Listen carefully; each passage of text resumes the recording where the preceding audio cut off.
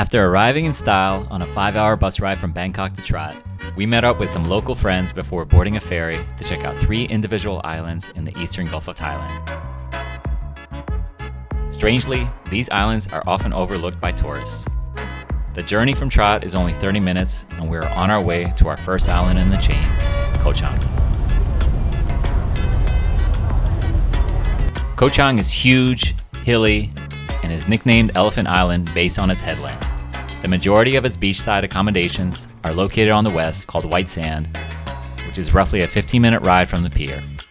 We stayed at a simple hotel with a literal tree growing through it and access to the best beach on the island. White Sand Beach is prime for nightlife. Get your boogie on. With lots of bars and restaurants scattered throughout. And in typical Thai fashion, the fire shows are still in full swing. Renting a motorbike is essential for exploring Ko Chang. There aren't as many taxis here than we've seen elsewhere, and the roads can be challenging at times.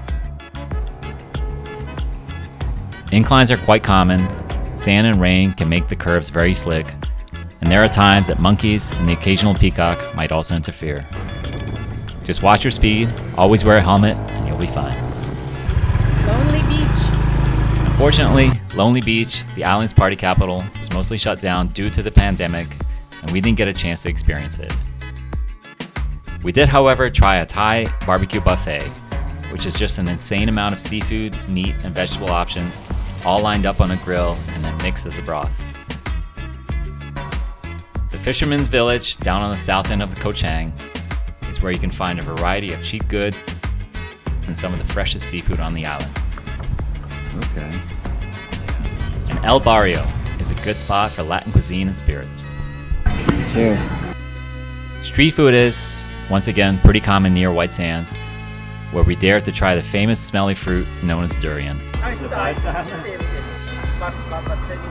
And the verdict? He doesn't like it. Yeah. It's good. Koh Nang is a national park on the lowest part of the eastern half of Ko Chang.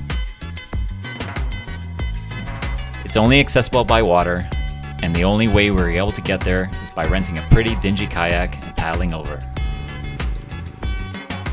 It's a double-sided tropical beach that co-joins 2 separate islands. We were surprised we had to pay an additional 200 baht per person to enter, which kind of felt like a ripoff. It's a peaceful area, but overall, there's just not much to do. Water quality here is underwhelming and, yeah, pretty hot to swim in. Finally, Klang Khoi is the chill, friendly, relaxed part of Ko Chang, where the backpacker community tends to gravitate to it.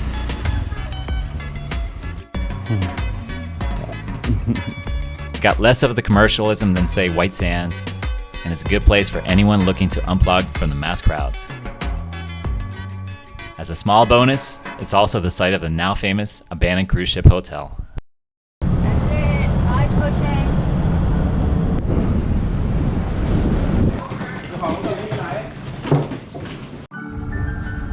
After a week in Ko Chang, we hopped on a wooden boat for 400 baht from Bang Bao Pier in order to island hop to our next destination. It's about an hour's journey, and we eventually came upon what would be our second, much smaller island, Koh Mak. This island is an interesting one. The terrain is much flatter, the natural landscape is much more rural, and the amount of people is far less than we expected. If you're looking for the ultimate place to unplug, Koh Mak is it. You don't even really need a motorbike here. We got one, and we're able to cover the entire island in just a few hours. There's only one ATM machine on the entire island. It has a reputation for sometimes not working, so bring cash with you ahead of time if you're planning a longer stay on Koh Mak. Our accommodation was a good time resort, which was a beautiful apartment-style setting and seemed to be run by cats. Crazy. Oh yeah. They were quite curious and coming in regularly. Y'all get out. It's too much. You're not paying rent or anything. Go. The resort also provided us with a nice pool, large yoga studio, an outdoor gym with a heavy bag, It's a Thailand special. and a discounted rate at nearby Phoenix Muay Thai. This is a really cool gym where you can cross-train with different weights, as well as sharpen your striking on pads with a professional trainer.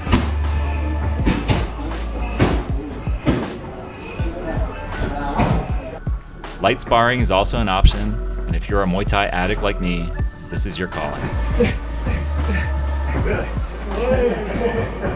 I trained at Tiger Muay Thai previously in Phuket, where it's common to push the pace and get the absolute best out of the athletes. In Koh Mak, it's totally relaxed and open to all levels.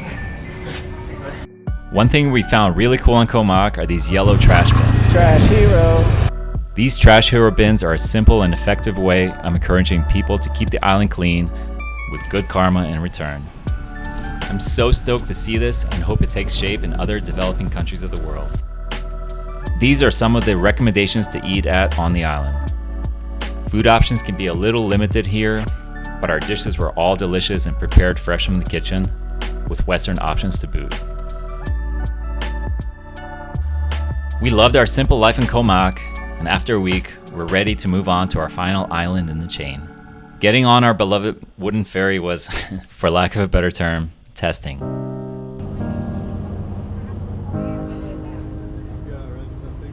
We got to the port and onto the complimentary taxi ride without incident.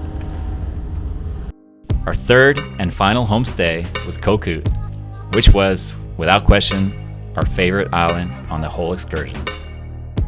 This dynamic and welcoming island boasts world-class resort life, beautiful waterfalls,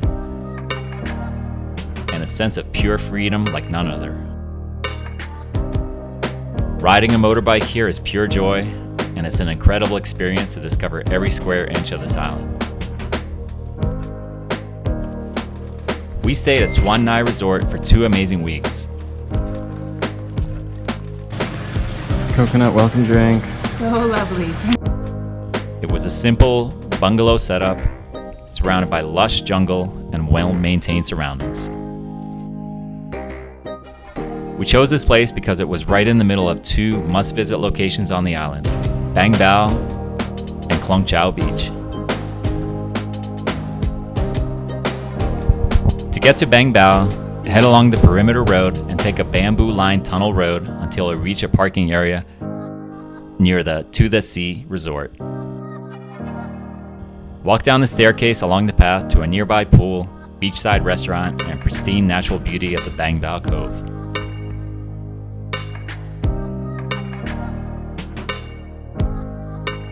This is still, to this day, an almost untouched, well-preserved area where you can snorkel, play with some wild pigs, and enjoy a delicious dinner accompanied by acoustic music and a gorgeous sunset. If you're in the mood for sweets, be sure to head to nearby Kut Vibes Bakery. We got an amazing ice cream sandwich inside a crispy croissant and absolutely devoured it in a mere seconds. Klong Chau is the other beach we frequented often during our stay on Ko Kut. This is an expansive, long beach lined with palm trees that look out over the Gulf, with many dining options and sunset-worthy points.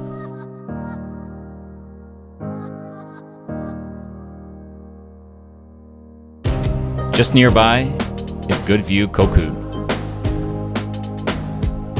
We opted to get a much-needed massage and lunch package deal from here, and it did not disappoint.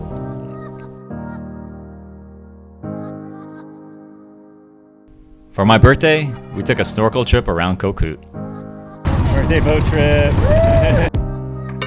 It's a great opportunity to see both the hidden 5-star resorts that are deep in the jungles of Ko Kut, as well as the marine reefs that encircle the island, just waiting to be explored.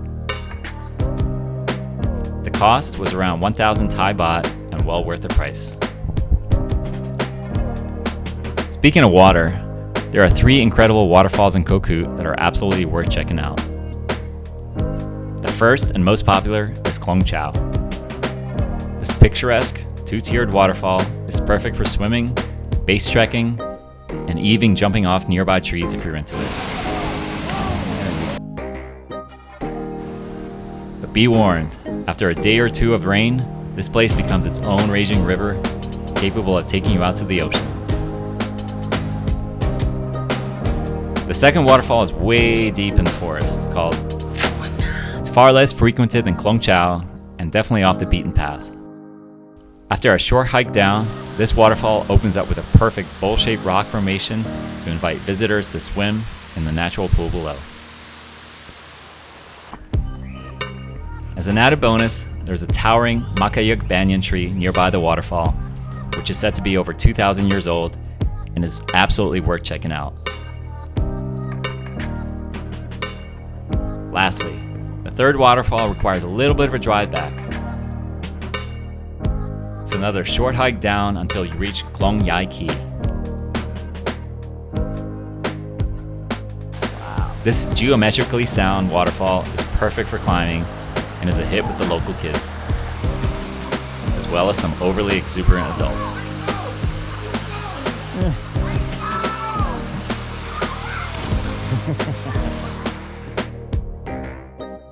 We finally grabbed a much-needed speedboat back to Trat after a month of exploring these 3 beautiful islands. So this sums up our entire series on traveling through the rich and expansive country of Thailand. It was an amazing 3 months that we will never forget, and hope that our travels bring value to any aspiring travelers looking to do the same. If you like this video and are interested in seeing more of Thailand, I've posted a few links to places we've gone to in the description below. Please don't forget to like and subscribe. Thank you so much for tuning in, and I'll see you next time.